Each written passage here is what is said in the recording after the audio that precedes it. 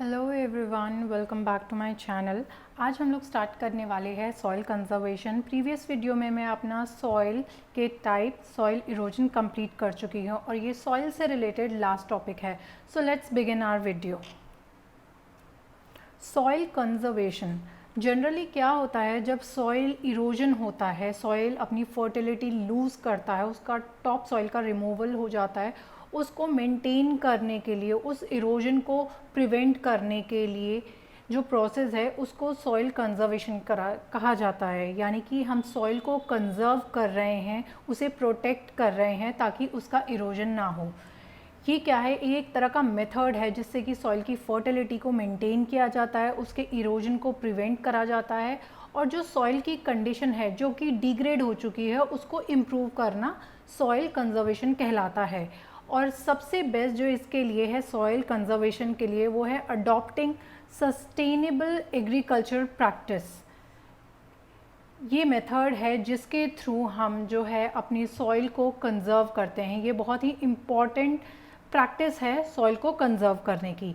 अब soil conservation के लिए डिफरेंट मेथड्स और टेक्निक का यूज़ करा जाता है, जिनको हम डिस्कस करते हैं वन बाय वन। जिसमें कि सब इन टेक्निक टू कंजर्व सॉइल में सबसे पहले आता है हमारा क्रॉप रोटेशन। क्रॉप रोटेशन क्या है, जनरली ये एक प्रैक्टिस है जिसमें कि हम एक लैंड पर डिफरेंट क्रॉप्स ग्रो करते हैं ताकि सॉइल की जो नीड्स है, उसके जो न्यूट्रिएंट्स है वो उसको प्रोवाइड करे जाए। अब क्रॉप डिफरेंट होगी तो उस क्रॉप को ग्रो करने के लिए भी डिफरेंट न्यूट्रिएंट्स की रिक्वायरमेंट होती है। तो जब वो क्रॉप को ग्रो करने के लिए हम उस क्रॉप को डिफरेंट न्यूट्रिएंट्स प्रोवाइड करते हैं तो वो चीज़ सॉइल में जाती है। उसकी हेल्प से क्या है, हमारी सॉइल जो है वो फर्टाइल बनती है। इससे जो है सॉइल की फर्टिलिटी मेंटेन करी जाती है। फॉर एग्ज़ाम्पल पोटैटो को ग्रो करा जाता है। पोटैटो को ग्रो करने के लिए हमें चाहिए होता है ज़्यादा पोटैश, वहीं वीट को ग्रो करने के लिए चाहिए होता है नाइट्रेट। तो अगर हम वन बाय वन ये क्रॉप्स ग्रो करेंगे तो हम क्या करेंगे, सॉइल को पोटैश भी प्रोवाइड करेंगे, जब हम वीट ग्रो करेंगे हम सॉइल को नाइट्रेट भी प्रोवाइड करेंगे। तो ये क्या है, ग्रोइंग अल्टरनेट क्रॉप्स से हमारी सॉइल की जो है सारी न्यूट्रिएंट्स की रिक्वायरमेंट फुलफ़िल हो जाती है। वहीं डिफरेंट क्रॉप्स जैसे कि लेग्यूम्स जो हम ग्रो करते हैं, हम मटर करते हैं, बीन्स करते हैं और अलग अलग तरह के प्लांट्स ग्रो करते हैं, जिनको उसको ग्रो करने के लिए जो नाइट्रेट्स चाहिए होता है हम ऐड करते हैं सॉइल में नाइट्रेट्स को बाय कन्वर्टिंग जो फ्री नाइट्रोजन एयर में होता है उसको नाइट्रोजनस कंपाउंड में। सॉइल के अंदर जो बैक्टीरियाज होते हैं वो रूट्स में उसे प्रोवाइड करते हैं नाइट्रोजनस कंपाउंड, और इससे क्या है, हमारी सॉइल की फर्टिलिटी जो है इंक्रीज़ हो जाती है। नेक्स्ट आता है हमारा स्ट्रिप क्रॉपिंग। स्ट्रिप क्रॉपिंग में क्या है कि क्रॉप्स को जो है स्ट्रिप्स में, जैसे कि इस इमेज से भी क्लियर हो रहा है, ऐसे स्ट्रिप्स में जो है क्रॉप्स को ग्रो करा जाता है। इससे क्या होता है, डिफरेंट क्रॉप्स को मतलब कि विद अ गैप, यहाँ पे क्रॉप्स के बीच में गैप रख के उनको ऐसे लाइन में स्ट्रिप्स में ग्रो करा जाता है। टॉल क्रॉप्स जो हैं वो विंड को ब्रेक करने का काम करती है, जिससे कि जो है टॉप लेयर जो सॉइल की होती है वो रिमूव नहीं होती है, और जो इससे जो है हमारी सॉइल में वाटर एब्जॉर्प्शन की जो कैपेसिटी है वो इंक्रीज़ होती है। It helps in increasing water absorption by the soil, और उसकी वजह वाटर एब्जॉर्ब करेगी, सॉइल के अंदर वाटर एब्जॉर्ब होगा तो क्या होगा, उसके रन ऑफ होने की, उसके रिमूव होने की जो प्रोसेस है वो स्लो डाउन होगी। तो सेकंड हमारी है स्ट्रिप क्रॉपिंग। थर्ड वन आता है कॉन्टोर प्लगिंग। कॉन्टोर में क्या है, ये बाउंड्री सा बना के प्लगिंग करते हैं पैरेलल टू द कॉन्टोर्स, और ये जो है ये टेक्निक जो है वो हिली रीजन पे ज़्यादा करी जाती है। हिली रीजन के लिए बहुत ही सूटेबल है क्योंकि एक नेचुरल बैरियर का काम करती है, natural barrier of water to flow down the slope. अब हिल्स कुछ इस तरह से ऐसे है, वहाँ पे ये कॉन्टोर प्लगिंग जो करते हैं इसकी वजह से क्या होता है, वाटर का रन ऑफ एकदम से नहीं होता है, वाटर यहाँ पे रुकता है थोड़ा। एक्सेसिव सॉइल का लॉस इससे हमारा प्रिवेंट होता है। हमने गलीज़ के बारे में सॉइल इरोजन जब हमने पढ़ाया था तो उसमें पढ़ा था कि गली इरोजन होता है।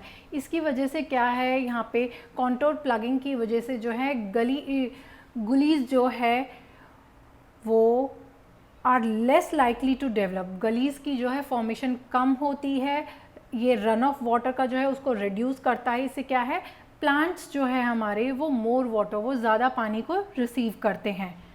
फोर्थ नंबर पे आता है हमारा मल्चिंग। मल्चिंग में क्या है, बेयर ग्राउंड जो होता है वहाँ पे प्लांट को इस तरह कवर करा जाता है एक प्रोटेक्टिव लेयर ऑर्गेनिक मैटर की, जिसमें आ जाती है हमारे ग्रास के स्ट्रिप और कुछ स्ट्रॉज वगैरह जो है वो एज इनके साथ यहाँ पे मल्चिंग में जो है ग्राउंड में यहाँ पे प्लांट ग्रो करे जाते हैं, उन्हीं के साथ में ना यहाँ पे स्ट्रॉज वगैरह लगा दिए जाते हैं ताकि जो सॉइल है उसका इरोजन ना हो, उसका रिमूवल ना हो। और इससे फ़ायदा ये होता है कि सॉइल जो है वो मॉइस्चर को होल्ड कर लेती है। अब सॉइल जब मॉइस्चर को होल्ड करेगी तो उसकी रिक्वायरमेंट जो है वाटरिंग के लिए हमें उसे बार बार पानी देने की कम ज़रूरत पड़ेगी, क्योंकि उस सॉइल में जो है मॉइस्चर है जो कि उसे हेल्प करता है, उसकी वाटर की नीड को कम करता है। और ये एक दूसरी तरफ में हेल्प करता है सॉइल के टेम्परेचर को मेंटेन करने में भी।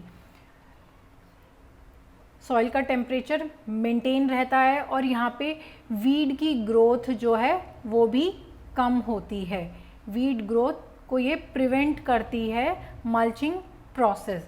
अब ऑर्गेनिक मल्चेस ऑल्सो इम्प्रूव, ये सॉइल की कंडीशन को भी इम्प्रूव करता है। कंडीशन को कैसे इम्प्रूव करता है, सॉइल में जब मॉइस्चर होगा उसका टेम्परेचर मेंटेन रहेगा, उसकी फर्टिलिटी लेवल ऑफ फर्टिलिटी जो है वो मेंटेन रहेगा। उससे क्या होगी कि सॉइल की कंडीशन ऑटोमेटिकली इम्प्रूव हो जाएगी।